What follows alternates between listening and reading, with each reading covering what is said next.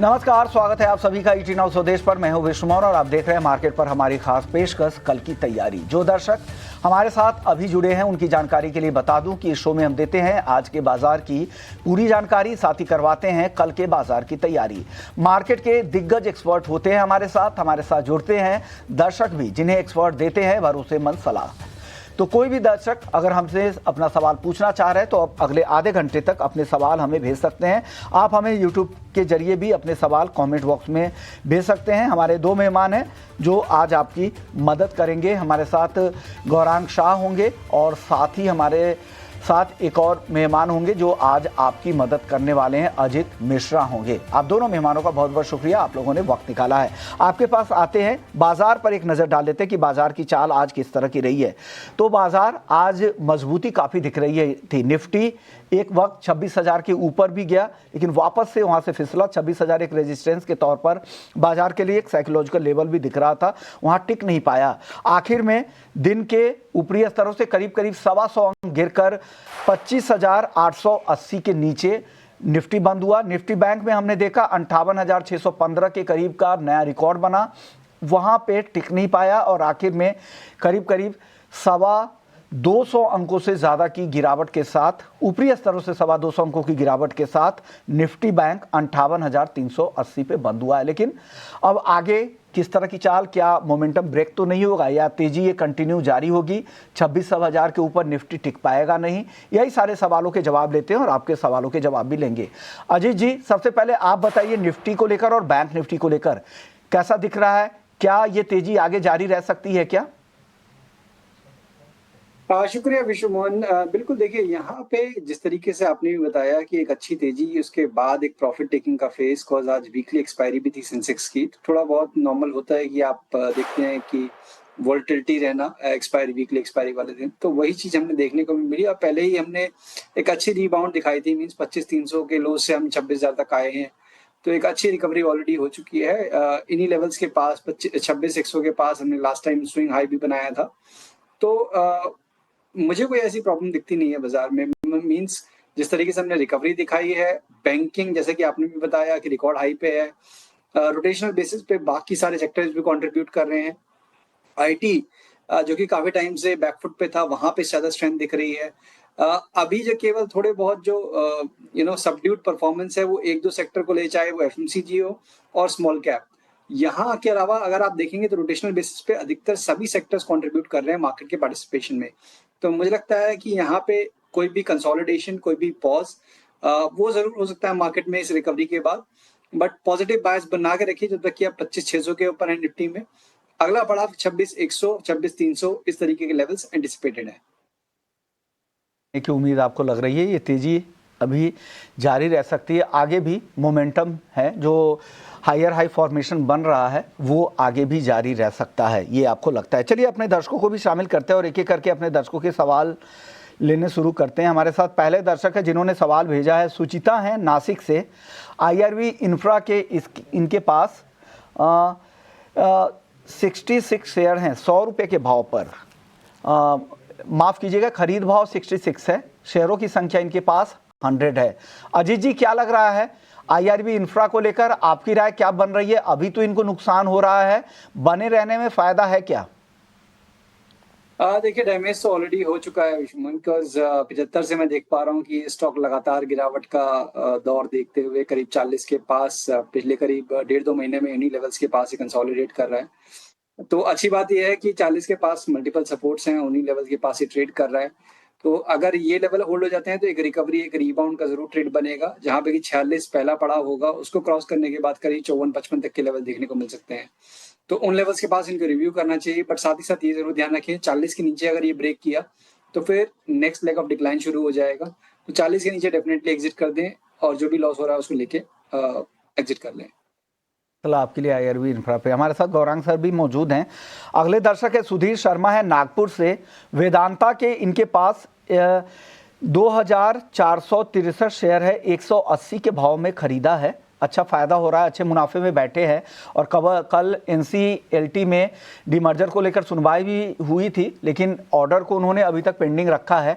Gaurang sir, क्या राय है वेदांता को लेकर? अच्छे मुनाफे में बैठे हैं और ये कह रहे हैं कि हम 2 से 4 साल और इंतजार कर सकते हैं, क्या बने रहना चाहिए? बहुत बहुत धन्यवाद इस मंच पर आमंत्रित करने के लिए। सभी को प्रणाम और शुभ दिन। हमारे तरफ से एक छोटा डिस्क्लोजर देना अनिवार्य होगा। जो भी निवेश लायक रणनीति आज हम रखेंगे, हमारे रिसर्च टीम की तरफ से राय है। इसमें हमारी कंपनी जीओटी तथा मेरा कोई निजी निवेश नहीं है, ना ही किसी प्रकार का वित्तीय लाभ मिलता है, ना ही किसी प्रकार का कॉन्फ्लिक्ट ऑफ इंटरेस्ट। लेकिन इसी स्तर पर राय हमारे क्लाइंट्स को देते हैं, संभव है उनका निवेश हो। पहले तो मुझे याद नहीं है कि वेदांता का ये भाव कब हुआ करता था, इतने साल हो गए, और इनको मुबारकबाद, बधाई देना चाहूंगा कि इस स्तर पर इन्होंने वेदांता में निवेश किया है। विभाजन होने वाली बात को लेकर के मेरे ख्याल से न्यायालय की तरफ से थोड़ा समय लिया जाएगा, लेकिन अनुमान यह है कि विभाजन के पश्चात वैल्यू अनलॉक होने की पूरी संभावना है। एज अ डिस्क्लोजर, वेदांता पर लंबी अवधि के लिए हमारी या तो खरीदारी या निवेशित रहने की राय है, और इनकी समय सीमा भी लंबी है और खरीद का भाव भी बहुत ही महफूज है। बने रहे लंबी अवधि का नजरिया बने रहे, आपको कोई चिंता करने की जरूरत नहीं है, भाव आगे जरूर अनलॉक होगा डिमर्जर के बाद। राजकुमार भार्गव हैं अगले दर्शक जयपुर से। इनके पास बंधन बैंक के 1000 शेयर है, 173 रुपये 50 पैसे में इन्होंने खरीदा है। शॉर्ट टर्म का नजरिया है। अजीत जी, क्या करना चाहिए इनको बंधन बैंक में? विश्व मोहन जी, अगर कोई एक बैंक ऐसा है जहाँ पे कि एक कंसिस्टेंट ट्रेंड नेगेटिव साइड का नजर आ रहा है, वो बंधन बैंक ही है। ये आपका बैंकिंग बास्केट में कुछ एक और ऐसे नाम भी हैं पीएसयू बास्केट में जिनकी परफॉर्मेंस नहीं आई है, बट ये एक कंसिस्टेंटली इसने अंडर परफॉर्म किया है मार्केट को। और अभी भी पोस्ट रिजल्ट जिस तरीके से हमने डिक्लाइन देखा और अभी भी एक सबड्यूट टोन के साथ ही ट्रेड कर रहा है, मेरे हिसाब से एक बार नुकसान लेके इससे एग्जिट कर लीजिए। पीएसयू बैंकिंग ने इसमें जो बड़े नाम है SBI, Canara bank, bank of Baroda, साथ ही साथ प्राइवेट बैंकिंग स्पेस में से आपका axis bank, Kotak, ICICI, HDFC, किसी को भी चूज कर सकते हैं आप।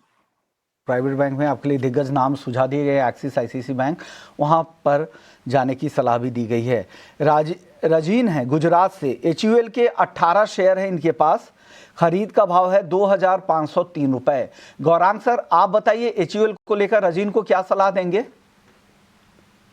से जुड़ी हुई दिग्गज कंपनी और जिस प्रकार से खपत को लेकर के आने वाले समय में रुझान बेहतर होने की संभावना है आय में और मुनाफे में एफएमसीजी कंपनीज के, और एचयूएल के प्रोडक्ट्स और ऑफरिंग बहुत ही विभिन्न प्रकार के हैं और मार्केट शेयर भी इसका काफी अच्छा है।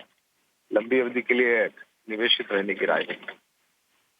यह है तो एचयूएल में आप बने रह सकते हैं, ऐसा गौरांग सर की राय है। आबा साहेब हैं महाराष्ट्र से, इनके पास इटर्नल के 895 शेयर हैं 324 पर, और स्विगी के भी है 328 शेयर 409 पे।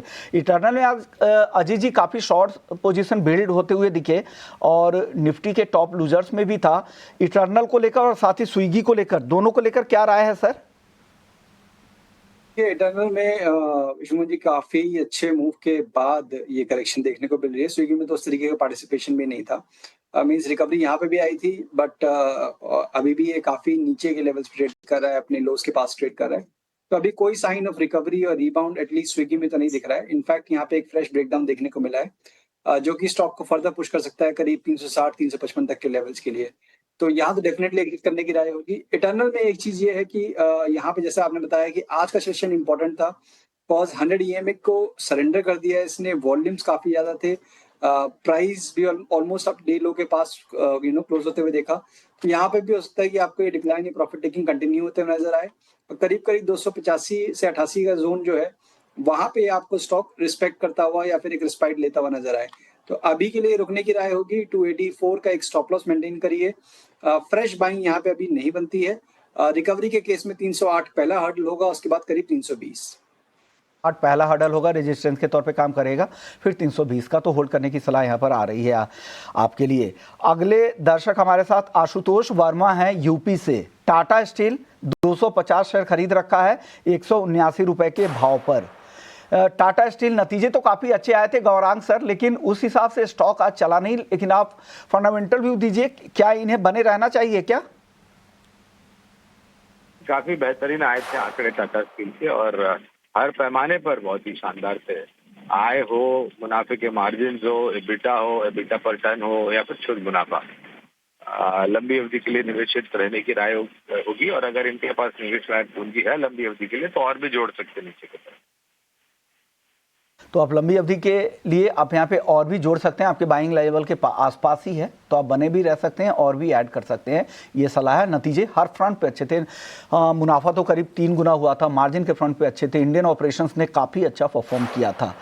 अनीता चंद्रा हैं, श्याम मेटालिक्स के 70 शेयर हैं इनके पास, 964 रुपये के भाव पर, 964। अजय जी क्या करना चाहिए श्याम मेटालिक्स में? देखिए काफी अच्छी परफॉर्मेंस रही है विश्वमोहन, बट अब यहाँ पे थोड़ा सा मुझे लग रहा है कि साइन ऑफ डिस्ट्रीब्यूशन आ रहा है। मींस जिस तरीके से ब्रेकआउट आया था करीब 964 ने ऑलमोस्ट इसके रिकॉर्ड हाइस के पास आएगी, इस बाय कर लिया है इसको, और अब ग्रेजुअली यहाँ पे ना एक डिस्ट्रीब्यूशन का फेज देखने को मिल रहा है। तो मैं कंफर्टेबल नहीं हूँ इस पोजीशन को होल्ड करने में, कॉज स्टॉक ऑलरेडी अपने लॉन्ग टर्म एवरेजेस के नीचे स्लिप कर चुका है, काफी अच्छी परफॉर्मेंस आ चुकी है। तो नॉर्मल करेक्शन के मोड में भी ये करीब 800 से लेकर 770 तक के लेवल्स नीचे के साइड पे दिखा सकता है। तो बेटर यही रहेगा कि एटलीस्ट पूरी पोजीशन को चाहे तो वो एग्जिट कर लें, या एटलीस्ट 50% पोजीशन को डेफिनेटली एग्जिट करें, और रिमेनिंग के लिए एक 800 का स्टॉप लॉस मेंटेन करें। तो आप पार्शियली यहाँ पे एग्जिट करने की सलाह है और बाकी के लिए 800 के स्टॉप लॉस के साथ यहाँ पे होल्ड कर सकते हैं। सुभाष नाहर हैं, आईटीसी है इनके पास 1000 शेयर, भाव है 420 रुपये के भाव पर इन्होंने खरीदा है। क्या करें, होल्ड करें या सेल करें, शॉर्ट टर्म का नजरिया है, क्या सलाह है गौरांग सर आईटीसी को लेकर, एक और दिग्गज एफएमसीजी कंपनी? देखिए छोटी अवधि के लिए तो हम सक्षम है नहीं किसी प्रकार की टिप्पणी करने के लिए, लेकिन अगर ये अपना नजरिया बदल सकते हैं तो लंबी अवधि के लिए आईटीसी पर भी खरीदारी की राय है हमारी। और मैं दरखास्त करूंगा कि अगर इसके उनके पास समय की पाबंदी नहीं है तो अपनी सीमा को परिवर्तन करके लंबी अवधि का रखें। तो आईटीसी आप लंबी अवधि का नजरिया रखें, आपके लिए बेहतर होगा, गौरांग सर की तरफ से सलाह दी गई है। रंजीत है महाराष्ट्र अकोला से, नाल्को के शेयर हैं इनके बारे में और जानना चाह रहे हैं कि क्या करना चाहिए। 230 रुपये के भाव पर इन्होंने खरीदा है और लॉन्ग टर्म वेट कर सकते हैं, इनके पास वक्त है। 1229 रुपये, अब 1229 शेयर है, 230 के भाव पे खरीदा है। अजय जी क्या करना चाहिए नाल्को में? देखिए मेटल एज अ पैक, यहाँ Vishwamohan metal, PSU banks, auto, यहाँ पे सबसे ज्यादा कंसिस्टेंसी दिख रही है और काफी अच्छे लेवल्स पे इनका बाय है। मेरे हिसाब से अच्छे रिटर्न्स ऑलरेडी आ चुके हैं, करीब 14-15% के रिटर्न आ रहे हैं। अगर नजरिया शॉर्ट टर्म का है, थोड़ा बहुत यहाँ पे प्रॉफिट बुक कर सकते हैं और एक ट्रेलिंग स्टॉप लॉस के साथ करीब 250 के ट्रेलिंग स्टॉप लॉस के साथ पोजीशन को बनाए रख सकते हैं।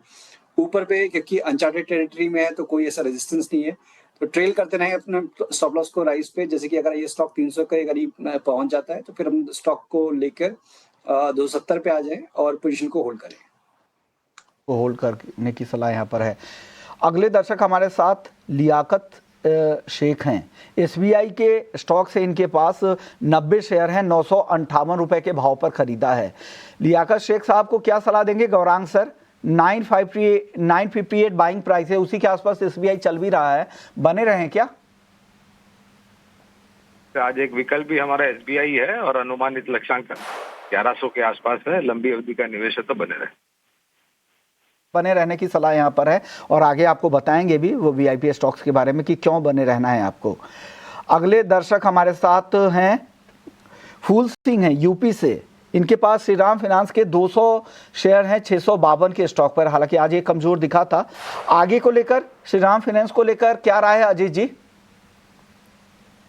ये काफी शार्प स्ट्रॉन्ग प्राइस एक्शन देखने को मिला, तो थोड़ा बहुत बीच में प्रॉफिट टेकिंग आना नॉर्मल है। तो अगर बिल्कुल शॉर्ट टर्म के लिए लिया है और हाइस पे फंस गए हैं तो यहाँ पे डेफिनेटली गलत लेवल पे उन्होंने एंट्री की है। अदरवाइज स्टॉक में कोई भी ऐसा चैलेंज नजर नहीं आता है। बिल्कुल शॉर्ट टर्म का व्यू है, 800 का एक स्टॉप लॉस मेंटेन करें और मोमेंटम के केस में करीब 820 पहला हर्डल होगा, उसको क्रॉस करने के बाद करीब 840 तक के लेवल्स भी देखने को मिल सकते हैं। बट फ्रेश बाइंग अगर सोच रहे हैं तो वेट करना चाहिए एक डिप का, एक कंसोलिडेशन का, कॉज जो मूव आया है 600 से लेकर 820 तक का, ये ऑलमोस्ट वर्टिकल आया है। थोड़ा सा टाइम यहाँ पे स्पेंड करेगा अगर ये स्टॉक, तो एक फ्रेश आपको पिवट फॉर्म होता हुआ नजर आएगा, तो रिस्क रिवॉर्ड अच्छा बन सकता है। तो अभी के लिए तो होल्ड की राय होगी 800 के स्टॉप लॉस के साथ। ओके, तो 800 के स्टॉप लॉस के साथ अभी के लिए होल्ड करने की सलाह है। करण गुप्ता है भोपाल से, 50 शेयर है टाटा इन्वेस्टमेंट के, बाइंग का रेट है 1000 रुपये। टाटा इन्वेस्टमेंट पर क्या राय है गौरांग सर? देखिए सीधे सीधे तो राय नहीं दे पाएंगे क्योंकि कवरेज नहीं है, लेकिन टाटा ग्रुप की एक वित्तीय क्षेत्र में सक्षम और मजबूत कंपनी है। टाटा इन्वेस्टमेंट को लेकर आपकी राय अजीत जी क्या है? देखिए काफी ज्यादा ट्रैक्शन देखा था इसमें विश्वमोहन लास्ट सितंबर से लेकर जो अर्ली अक्टूबर में, बट उसके बाद जो मूव फिजल आउट हुआ है वो भी उतना इक्वली शार्प हुआ है। मींस करीब 1150 से स्टॉक गिरकर 775 के लेवल्स पे भी ट्रेड कर रहा है। मेरे हिसाब से थोड़ा सबड्यूड ही रहेगा ये। नियर टर्म में आपको 700 नीचे का बेस नजर आता है। रिकवरी के केस में करीब 850 ब्रेक करेगा तो फिर 900-950 तक के लेवल्स। तो एक बार को अगर आप गलती से फंस गए हैं स्टॉक में हायर लेवल्स पे, सीइंग द मोमेंटम, यूज करिए इस रीबाउंड को। अगर 900-950 के बीच में कोई रीबाउंड आता है तो एग्जिट करने के लिए साथ ही साथ 700 का एक स्टॉप लॉस भी जरूर मेंटेन करें। तो ये सलाह है टाटा इन्वेस्टमेंट को लेकर। चलिए वक्त हो चुका है हमारे अगले सेगमेंट का, वीआईपी स्टॉक्स का।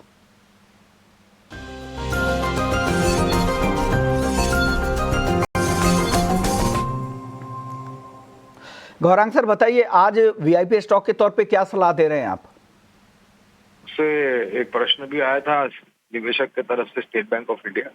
पहला विकल्प हमारे देश की सबसे बड़ी सरकारी bank state bank of India पर खरीदारी की राय है। अनुमानित लक्ष्यांक लंबी अवधि के लिए करीबन 1100 के आसपास के हैं और ये इसलिए हम दे रहे हैं लक्ष्यांक क्योंकि जो नतीजे आए थे दूसरी तिमाही के उसमें बहुत बड़ा सुधार होते हुए देखा था और हमारा आकलन ये कहता है कि तीसरी चौथी तिमाही में भी ये आएगा और अगले वित्तीय वर्ष में भी आता हुआ दिखाई देगा और मुनाफे के मार्जिन में आपको वृद्धि होते हुए दिखाई देगी। ब्याज दरों में कटौती हो रही है, उसका भी मेरे ख्याल से योगदान बैलेंस शीट पर आएगा।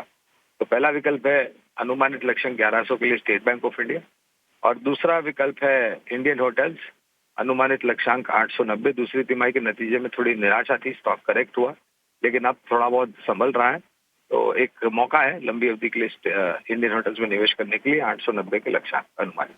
ओके, तो ये सलाह एक साल में 890 तक इंडियन होटल्स और एसबीआई 1100 रुपये, यानी करीब करीब 15% की तेजी आपके लिए एक साल में हो सकती है, जो एफडी से डबल है एसबीआई के लिए। ये राय गौरांग सर की तरफ से है। आप बताइए अजीत जी, आपकी राय क्या है, आपकी टॉपिक क्या होगी? बिल्कुल विश्वमोहन, देखिए यहाँ पे मार्केट का टोन पॉजिटिव है, बट अगर आप देखेंगे ब्रॉडर फ्रंट पे आपको वीकनेस भी नजर आ रही है। जैसे कि हमने देखा कि बहुत सारे स्पेसेस में खास तौर से मिड कैप में या स्मॉल कैप में तो खास तौर से बहुत सारे ऐसे नाम है जहाँ पे कि ना के बराबर पार्टिसिपेशन है। तो बीच बीच में थोड़ा प्रॉफिट टेकिंग का फेज भी आता रहता है, तो कुछ एक शॉर्ट पोजीशंस भी बना के रखनी चाहिए। तो लॉन्ग एंड शॉर्ट अप्रोच के हिसाब से पहला नाम होगा बाय साइड पे अदानी पोर्ट्स का। करीब एक साल लंबी कंसोलिडेशन को इसने फाइनली एंड किया है। एक पॉज देखने को मिल रहा है पिछले करीब 2 ट्रेडिंग सेशन में, तो ये एक अच्छी बाइंग अपॉर्चुनिटी है जिन्होंने चांस पहले मिस किया है। 1590 तक के टारगेट्स के लिए अदानी पोर्ट्स को आप करंट लेवल्स पे बाय कर सकते हैं 1450 के स्टॉप लॉस के साथ। वहीं पे साथ ही साथ सेल करने की राय होगी एबीबी में, जहां पे की वीकनेस काफी ज्यादा नजर आ रही है। मींस ग्रेजुअल डिक्लाइन कंटिन्यू हो रहा है और फ्रेश एक ब्रेकडाउन देखने को मिला है स्टॉक में। तो यहाँ पे 5030 के स्टॉप लॉस के साथ फ्रेश शॉर्टिंग की रिकमेंडेशन होगी 4750 तक के लेवल्स के लिए। 4750 तक ये कॉल एबीबी आ सकता है अगर डेरिवेटिव में आप ट्रेड करना चाहते हैं तो। शुक्रिया अजीत सर आपका, गौरांग सर आपका, आप लोगों ने वक्त निकाला हमारे दर्शकों को गाइड किया कि उन्हें किस तरह से बाजार की तैयारी करनी है। शॉर्ट टर्म से लेकर लंबी अवधि तक का दोनों एक्सपर्ट ने मिलकर आपके लिए राय दे दी। चलिए कल का बाजार को यहीं समेटेंगे, बाकी खबरों के लिए आप बने रहिए हमारे साथ, जल्द लौटते हैं। नमस्कार।